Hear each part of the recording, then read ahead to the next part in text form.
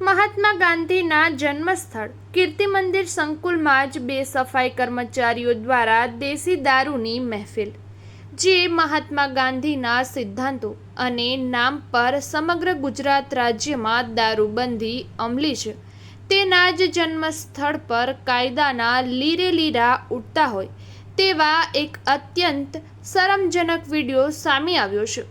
પોરબંદરમાં આવેલ વિશ્વ પ્રસિદ્ધ ગાંધી જન્મસ્થળ કીર્તિ મંદિર સંકુલના પાછળના ભાગે પાર્કિંગમાં બે કોન્ટ્રાક્ટર બેઝ ફરજ બજાવતા સ્વીપર ઊભા દેશી દારૂ પીતા હોય તેવો વિડીયો સોશિયલ મીડિયામાં વાયરલ થતાં ચકચાર મચી ગઈ છે।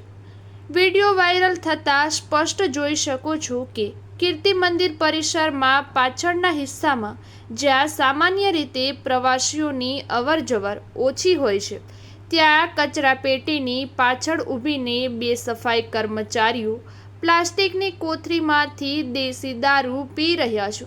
નજીકમાં જ કોલ્ડ્રિંકની બોટલ અને નાસ્તાનું પાઉચ પણ પડ્યું છે। રાષ્ટ્રપિતા મહાત્મા ગાંધીજીનું જન્મસ્થળ એ માત્ર પોરબંદર જ નહીં, પરંતુ સમગ્ર વિશ્વ માટે આસ્થા અને શાંતિનું પ્રતીક છે।